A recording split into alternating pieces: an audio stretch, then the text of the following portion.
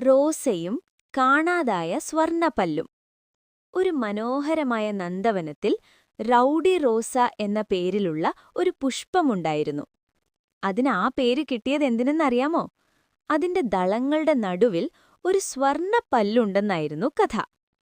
ഒരിക്കൽ ആ വഴി വന്ന ഒരു സമ്പന്നൻ അറിയാതെ തുപ്പിയ പാൻ മസാലക്കറ സൂര്യപ്രകാശം പതിഞ്ഞപ്പോൾ തിളങ്ങി. അത് കണ്ട മറ്റു പൂക്കളെല്ലാം അതൊരു സ്വർണപ്പല്ലാണെന്ന് വിശ്വസിച്ചു. റോസയും അതെ, ഇത് 24 കാരറ്റ് സ്വർണമാണ് എന്ന് പൊങ്ങച്ചം പറഞ്ഞു നടന്നു. ഒരു ദിവസം രാവിലെ റോസ ഉറക്കമുണർന്ന് നോക്കിയപ്പോൾ അയ്യോ, വലിയ ഞെട്ടൽ!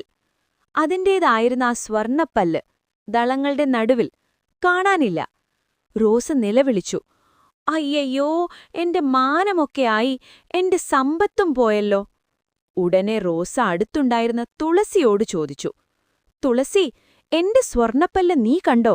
നീ വലിയ ഭക്തിയുള്ളവളായി തോന്നുന്നു, പക്ഷെ ഉള്ളിൽ എന്തെങ്കിലും കള്ളത്തരമുണ്ടോ? ഇത് കേട്ട് തുളസി ചൊടിച്ചു, ഏയ് റോസ, ഞാനൊരു ഔഷധച്ചെടിയാണ്. നിന്റെ കറ പിടിച്ച പല്ലെടുത്തിട്ട് ഞാൻ എന്തു ചെയ്യാനാണ്? അവിടെയുള്ള മല്ലികയോട് പോയി ചോദിക്കൂ എന്നു പറഞ്ഞു. അപ്പോ റോസ മല്ലികയുടെ അടുത്തേക്ക് പോയി. മല്ലിക അപ്പോൾ തന്നെ തന്റെ മുഖം പൗഡർ അഥവാ പരാഗണം ഉപയോഗിച്ച് അലങ്കരിക്കുകയായിരുന്നു. മല്ലി, എന്റെ സ്വർണപ്പല്ല് നീയല്ലേ എടുത്തത്? നിനക്ക് വെളുപ്പാകാൻ വലിയ ഇഷ്ടമല്ലേ? എന്റെ സ്വർണപ്പല്ല് വെച്ച് മേക്കപ്പ് ചെയ്യാനായിരുന്നോ പ്ലാനോ എന്ന് റോസ ചോദിച്ചു. മല്ലിക ചിരിച്ചുകൊണ്ട് പറഞ്ഞു, ഞാൻ നിന്റെ പല്ലെടുത്തില്ല. പക്ഷെ ഇന്ന് രാവിലെ ഒരു വണ്ട് നിന്റെ ചുറ്റും കുറേ നേരം ചുറ്റിക്കൊണ്ടിരുന്നു. അവന്റെ പേര് കബാലി. അവനോട് പോയി ചോദിക്കൂ. ഉടനെ റോസ കബാലി വണ്ടിനെ വിളിച്ചു. ഏയ് വണ്ടേ, എന്റെ സ്വർണപ്പല്ല് എവിടെ ഒളിപ്പിച്ചു വെച്ചിട്ടുണ്ട്?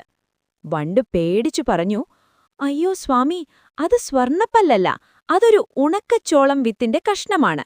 ഇന്നലെ രാത്രി കാറ്റ് ശക്തിയായി വീശുമ്പോൾ അത് നിന്റെ ദളങ്ങളുടെ നടുവിൽ കുടുങ്ങി. ഇന്ന് രാവിലെ ഒരു തുമ്പി അതിനെ സ്നാക്ക് എന്ന് കരുതി എടുത്തുകൊണ്ടുപോയി. ഇത് കേട്ടതോടെ മറ്റെല്ലാ പൂക്കളും ഓ, ഇതാണോ ആ സ്വർണപ്പല്ല് എന്ന് കുലുങ്ങി കുലുങ്ങി ചിരിക്കാൻ തുടങ്ങി. റോസയ്ക്ക് വലിയ ലജ്ജയായി. അന്നു മുതൽ ആ റോസ ആരോടും പൊങ്ങച്ചും പറയാറില്ല. ഇപ്പോഴതിന്റെ പുതിയ പേര് മൊട്ടവായ റോസ.